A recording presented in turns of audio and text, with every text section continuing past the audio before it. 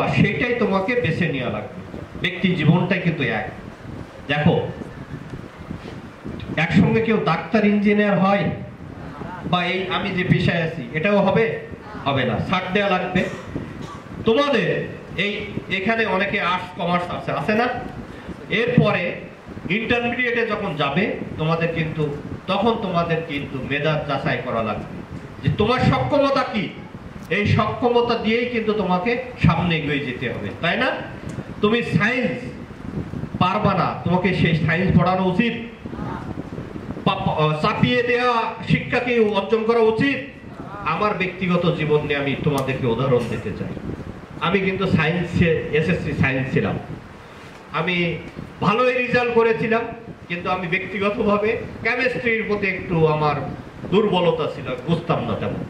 আমি কিন্তু আমার সবাই, বাবা মা আমার প্রতিবেশী সবাই বলছে ডাক্তার ইঞ্জিনিয়ার এই 7-17 হওয়া লাগবে, আমি বাদ দিয়ে দিয়ে কিন্তু আমি আর্টসে চলে আসছিলাম। এবং আর্টসে আসাটাই যে আমার জন্য কত ভালো ছিল, আজ আমি হয়তো বা এই জায়গায় আসতে পেরেছি। আমি তখনকার সময়ে আমার ডিস্ট্রিক্ট সাতক্ষীরার কোনো একটা কলেজে টপার ছিলাম, ফার্স্ট আমি হয়েছিলাম ওই সময় ওই কলেজে। যাই হোক, এখন আসি আমি পরবর্তীতে, এটাও একটা কঠিন সিদ্ধান্ত ছিল আমার জীবনে, ওই যে অপরচুনিটি করার সুযোগ পাই। আমি ঢাকা বিশ্ববিদ্যালয়ে 44 সিরিয়াল হয়েছিলাম, 44। তোমরা হয়তো বা ইন্টারমিডিয়েট পরীক্ষা যখন দিবে এরপরে বুঝবা 44 মানে সব সাবজেক্ট আমি পেয়েছিলাম। এখন এটা কঠিন সিদ্ধান্তে আমি চলে আসছিলাম। এখানে আমার ইংলিশ, ইকোনমিক্স, ল 50 থেকে 60% সবাই বললো ইংলিশে পড়া লাগবে, ইংলিশ বিশাল সাবজেক্ট। 30% বা 25% বললো না, তোমাকে ল পড়া লাগবে, তুমি ব্যারিস্টার হবা, এই হবা, 7-17 জজ অনেক কিছু। হ্যাঁ, ল ভালো সাবজেক্ট। আর 10% বা 15% আমাকে বলো না, ইকোনমিক্সের অনেক চাহিদা, ব্যাংকে চাকরি, এই চাকরি বা বিভিন্ন। আমি একটা কঠিন একটা মানে সিদ্ধান্তহীনতায় পড়লাম, কি করবো, what can I do now. এই সময় তুমি যদি তোমার নিজের প্রতি কনফিডেন্স থাকো, সামহাও তোমার পাশে কিন্তু ভালো কেউ আসবে, চলে আসে। আমি কিন্তু ওই সময় কোনো কারো, আবার অনেকেই আছে ভালো ভালো সার্ভিস করে আমার ফ্যামিলি, তাদের কোনো মতামত নেই। আমি ওই সময় ঢাকা ইউনিভার্সিটি বসে আছি, একটা আর্টিকেল পড়তে ঢাকা বিশ্ববিদ্যালয়ের ইকোনমিক্স ডিপার্টমেন্টের হিস্ট্রি চলে আসে। মানে এত পপুলার, মানে আমি আমার সাবজেক্ট নিয়ে গর্ব করি, এখন মানে করি, সবসময় করি। দেখো, ডক্টর মোহাম্মদ ইউনূস স্যার কোন সাবজেক্টে জানো? ইকোনমিক্স। জানো না? ঢাকা বিশ্ববিদ্যালয়ে ইকোনমিক্স। ওয়াহিদুদ্দিন মাহমুদ শিক্ষা উপদেষ্টা কোন সাবজেক্ট জানো? আমার স্যার, ইকোনমিক্স।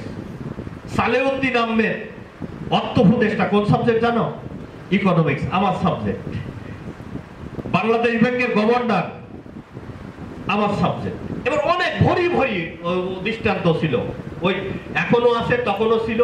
মানে ওই সময় আমি একটা পড়লাম যে 14 জন সচিব রানিং ওই সময়ে ইকোনমিক্সের স্টুডেন্ট। আমি তখনই সিদ্ধান্ত নিলাম যে আমি ইকোনমিক্সে, এই যে যারা আজ পজিশনে আছে নিশ্চয়ই এরা ভেবে চিন্তেই তো সিদ্ধান্ত নিয়েছিল, তাই না? আমি বললাম না, আমি পড়বো, আমি ইকোনমিক্সেই পড়বো। তাই এটা পড়ার পরে আমাকে অনেকে অনেক কথা বলছে, পাগল হয়ে গেছে, এই আবল 7-17। এখন আমি আরেকটা যুদ্ধেই পড়ে গেলাম। ইকোনমিক্স কিন্তু ঢাকা বিশ্ববিদ্যালয়ে সব ইংলিশে অ্যান্সার করা লাগে। তা আমি, সবাই বলছে তাহলে তো ইংলিশ পড়া ভালো ছিল, তাই না? সব অ্যান্সার ইংলিশে। 6 মাস আমি শস্যের ফুল দেখছো তোকে, কিছুই বুঝতাম না, কারণ আমরা গ্রাম থেকে আসি, মফস্বল এলাকার ছাত্ররা, আমরা অত হাই ফ্যামিলি থেকে আসিনি।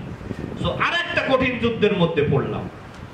অনেকে বলছে না তুমি এ করো, আবার চেঞ্জ করে এই করো।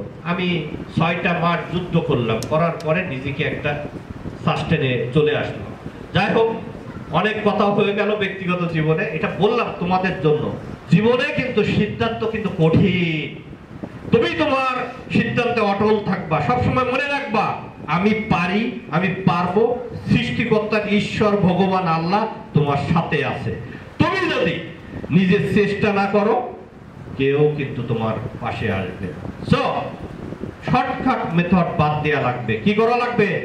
পড়াশোনা করা লাগবে, এর কোনো বিকল্প নেই। চাকরি করো, ডাক্তার, ইঞ্জিনিয়ার, যাই হোক, সবকিছুর মূলে পড়াশুনো। ভালো ব্যবসায়ী হতে হলেও কিন্তু পড়াশুনো করা লাগবে, এর বিকল্প কিছু নেই। আর আমাদের ওসি মহোদয় একটা কথা বলছে, দামি কথা, ভালো মানুষ হতে হবে। সর্বোপরি তোমার পরিচয় হবে কি?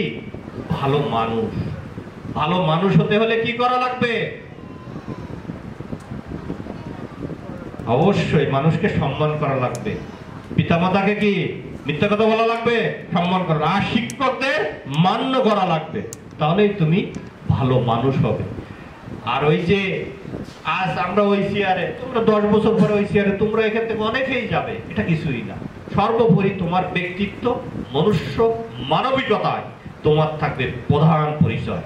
এখানে হিন্দু, মুসলিম, বৌদ্ধ, খ্রিস্টান, এগুলো তোমার একটা পার্ট, আইডেন্টি, কিন্তু তোমাকে হতে হবে প্রকৃত মানুষ। সাথে কি করা লাগবে? পড়াশুনো করা লাগবে। পড়াশুনো করলে তখন এগুলো অটোমেটিক চলে আসবে। ঠিক আছে, অনেক কিছু বললাম। ম্যাডামের বক্তব্যের ভিতরে একটু ইন্টারাপ্ট হয়েছিল, যে বা যা যে করেছে আমি মনে করি সে এখন অনেকটা ভালো হয়ে গেছে। সমস্ত হলরুম মনে হচ্ছে আমার কাছে একটা প্রাণবন্ত চাঞ্চল্য।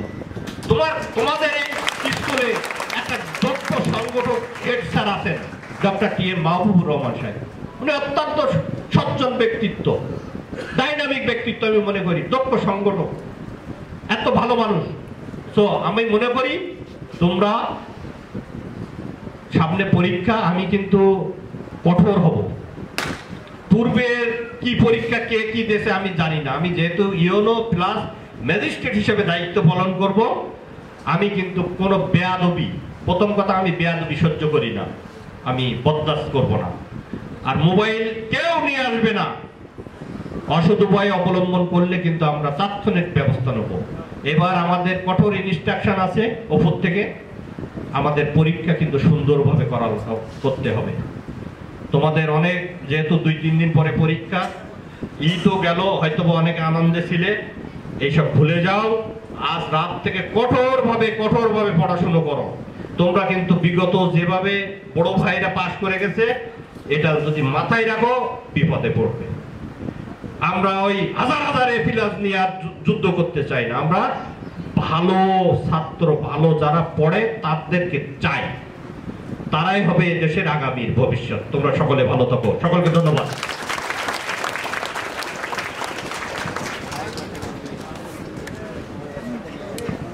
ধন্যবাদ স্যারকে ওনার জ্ঞান গর্ভ বক্তব্য রাখার জন্য।